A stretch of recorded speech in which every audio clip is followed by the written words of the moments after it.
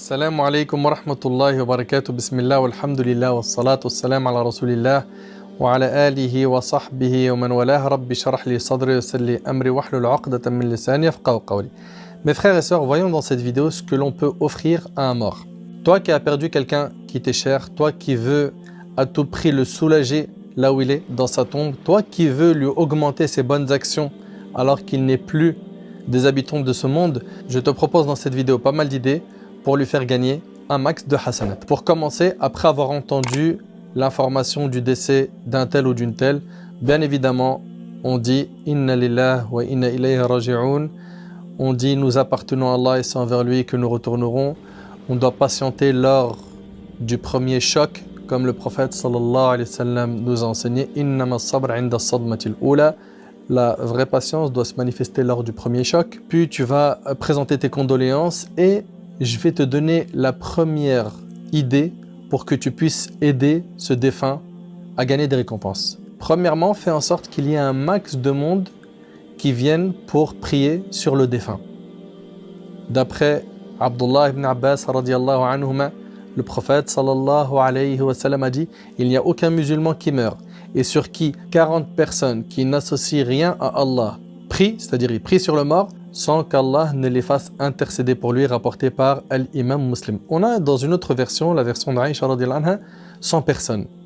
Retiens qu'il faut motiver les gens pour qu'ils soient nombreux pour prier sur le défunt. Et toi, tu es gagnant dans cette affaire en assistant à cette prière mortuaire. Pourquoi? Parce que selon Abu Hurayra radiyallahu anhu, le prophète sallallahu alayhi wa sallam a dit « Celui qui accompagne le cortège funèbre d'un musulman poussé par sa foi et son désir de la récompense d'Allah et qui reste avec lui jusqu'à ce qu'on prie sur lui et jusqu'à la fin de son inhumation, c'est-à-dire tu restes avec lui jusqu'à son enterrement, il retourne avec 2 masses de récompense. Chaque masse égale au mont Uhud.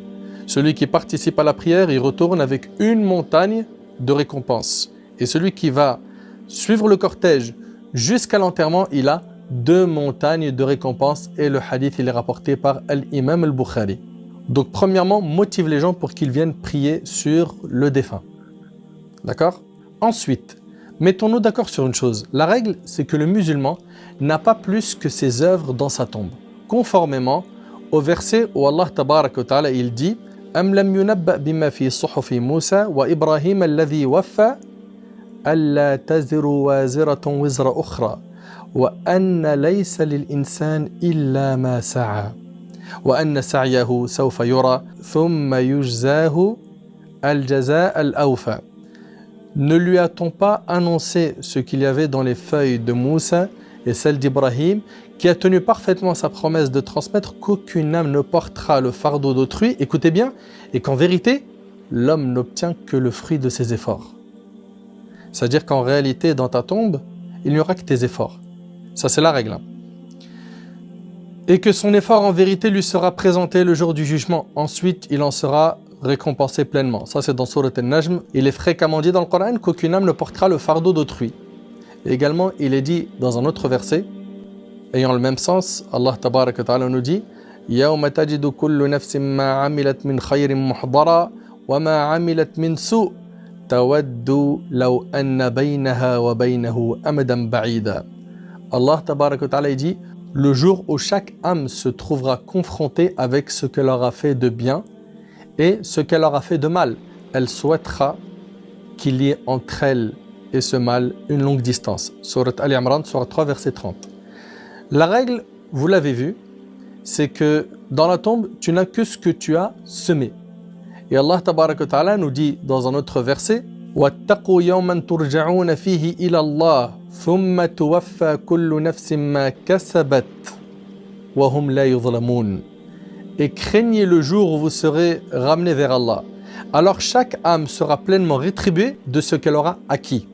Et ils ne seront point lésés. C'est dans Surat Al-Baqarah, Surat 2, verset 281. Les versets qui indiquent que l'homme n'acquérera que ce qu'il a fait comme action sont très nombreux. Mais il y a 3 choses qui font partie des exceptions à cette règle. Ces 3 choses sont tirées de ce hadith que vous connaissez.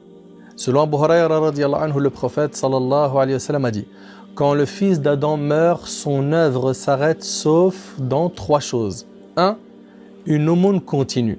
Ça veut dire quoi une aumône continue?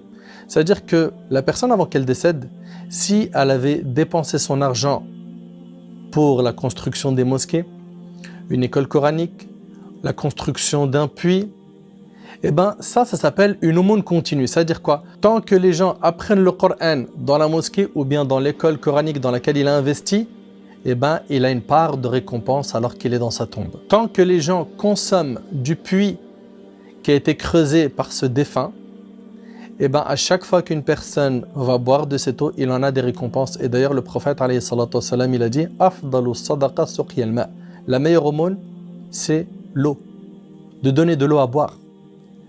Donc, l'aumône continue. Si tu as donc investi dans des projets type mosquée, école, etc., et bien même dans ta tombe, tes bonnes actions continuent d'augmenter. Donc dans le hadith, on a une aumône continue. On a également une science dont les gens tirent un profit. Toi, avec les connaissances que tu as enseigné à quelqu'un comment lire l'arabe. Tu as enseigné à quelqu'un comment faire la prière. À chaque fois que cette personne-là va lire le Coran en arabe, tu auras des récompenses en même temps qu'elle, sans qu'elle se voit diminuer de ses récompenses. T'imagines? Si tu as enseigné à quelqu'un comment faire la prière, à chaque fois que cette personne fait la prière, tu as les mêmes récompenses qu'elle. Si cette personne à qui tu as enseigné, elle a enseigné à son tour à, on va dire, une dizaine, une centaine, des milliers de personnes, eh bien toute cette chaîne de personnes sont dans ton compte de bonnes actions, de ton vivant, mais également après ta mort. Ça fait partie des récompenses qui seront dans ton compte alors que tu es dans ta tombe. Le jour du jugement, tu verras beaucoup de hasanat.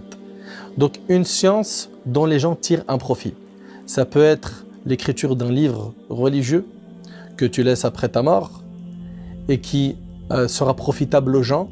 À chaque fois que les gens en profiteront, tu auras des récompenses. Ça peut être les cours que tu as donnés qui ont changé le train de vie de certains. Et bien tout ça, ça fait partie des sciences dont les gens tirent profit. Également, il y a un enfant vertueux qui prie Allah pour qui? Pour lui. Un enfant vertueux qui fait des du'as pour ses parents qui sont partis, qui ne sont plus de ce monde. Ça aussi, ça apporte beaucoup de récompenses dans la tombe. Le hadith, il est rapporté par l'imam Muslim. 3 choses, on vient de voir ici. L'aumône continue, également une science dont les gens tirent profit et un enfant vertueux qui fait des invocations pour toi. Et dans d'autres hadiths, il est cité certaines actions qui ne s'interrompent pas. Selon Anas radiyallahu ta'ala anhu, le prophète alayhi salatu wassalam a dit « Il y a 7 choses dont la récompense parvient au serviteur dans sa tombe après sa mort. 1. L'enseignement d'une science, le creusage d'une rivière, le creusage d'un puits, la plantation d'un palmier, la construction d'une mosquée, un Coran qu'il laisse en héritage, un enfant qui demande pardon à Allah pour ses parents, et c'est rapporté par l'imam al-Bayhaqi. Également, on a le hadith d'Abi Huraira où le prophète alayhi salatu wassalam a dit « Parmi les actes et les bonnes œuvres qui suivent le croyant après sa mort, il y a ». Alors il va citer pas mal de choses alayhi salatu wassalam qu'on a déjà vues, mais il y a surtout une phrase qui est nouvelle dans ce hadith. Une maison qu'il aura construite pour le voyageur démuni. Une maison qu'il aura construite pour le voyageur démuni. Et ce hadith-là, il est rapporté par l'imam Ibn Majah. Dans le hadith d'Abu Umam al-Bahili radiyallahu anhu, on va voir 2 éléments de plus. Le prophète alayhi salatu wassalam a dit 4 personnes, leurs actes perdurent après la mort.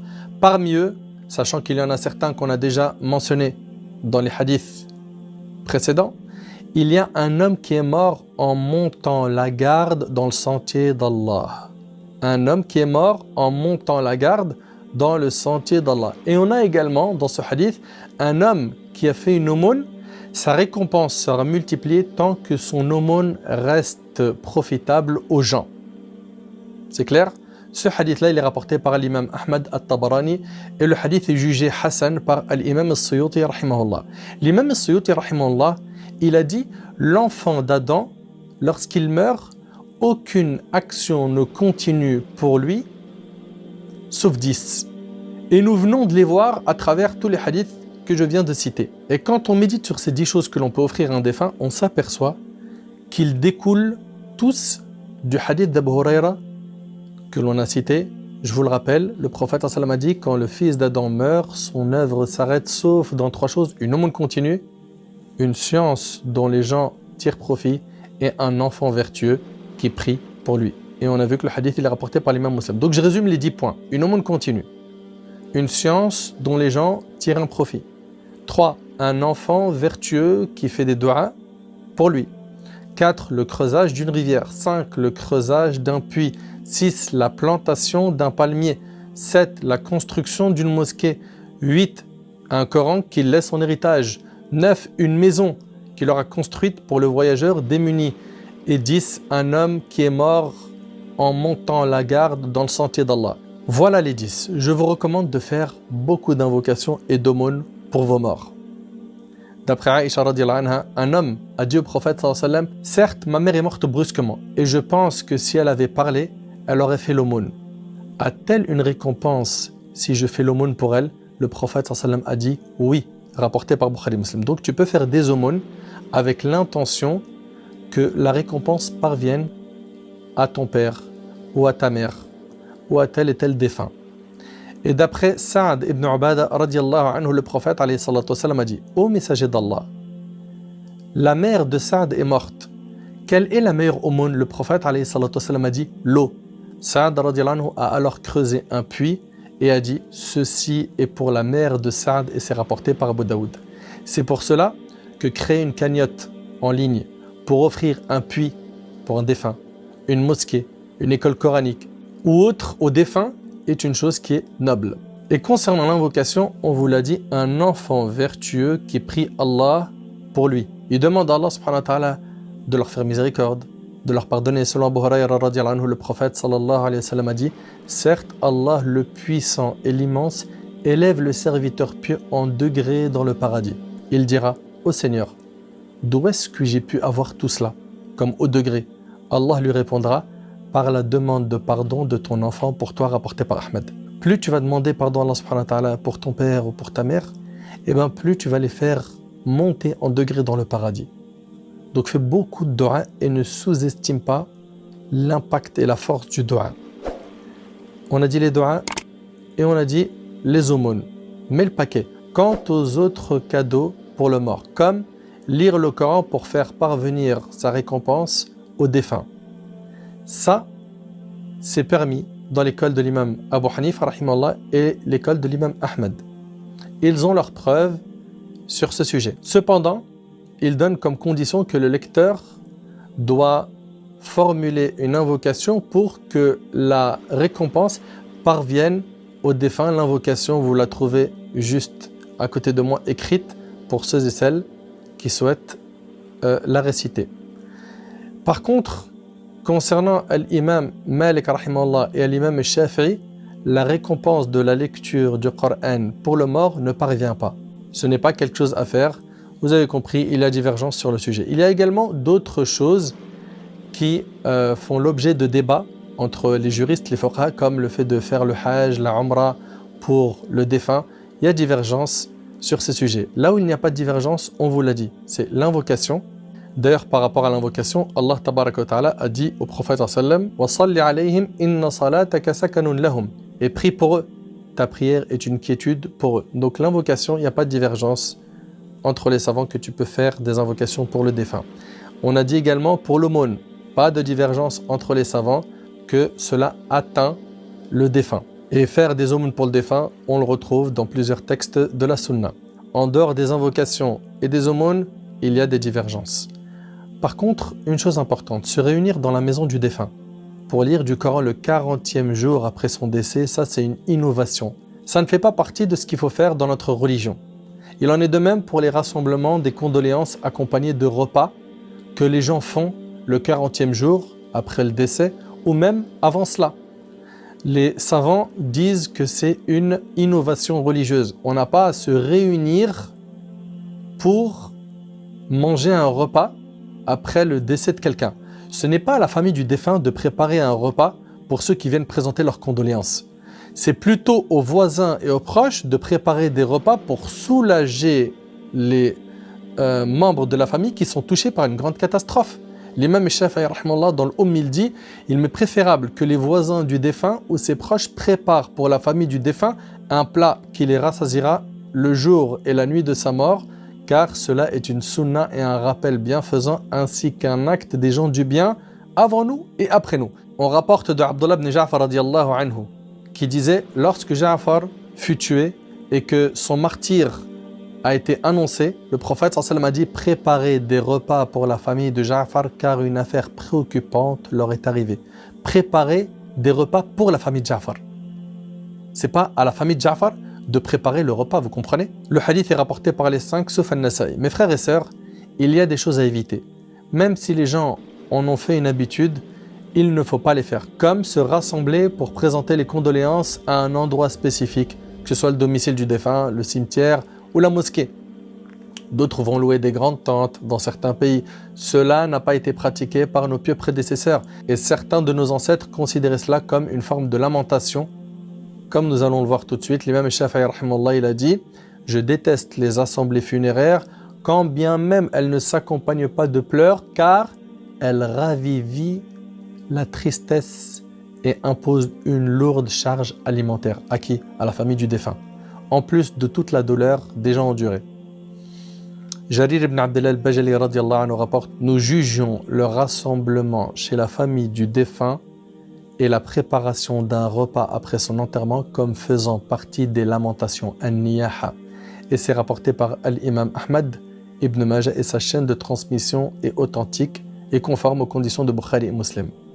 Toi qui veux présenter tes condoléances, n'attends pas, va rapidement présenter tes condoléances dès que tu entends la nouvelle. Chez les 4 écoles, il est recommandé que ce soit dans les 3 premiers jours. Ne délaisse pas la présentation des condoléances dans les 3 premiers jours. C'est makrouh de dépasser cette date, sauf si tu avais une raison valable. Quand je parle de raison valable, c'est j'étais en voyage, ou bien la personne qui a perdu quelqu'un était en voyage. Là, à ce moment-là, ce n'est pas grave.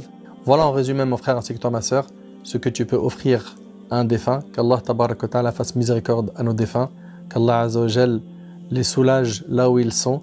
Qu'Allah subhanahu wa ta'ala leur accorde leur livre de la main droite et le firdaus al-a'la. هذا والله أعلم سبحانك اللهم بحمدك أشهد أن لا إله إلا أنت أستغفرك وأتوب إليك جزاكم الله خير والسلام عليكم ورحمة الله وبركاته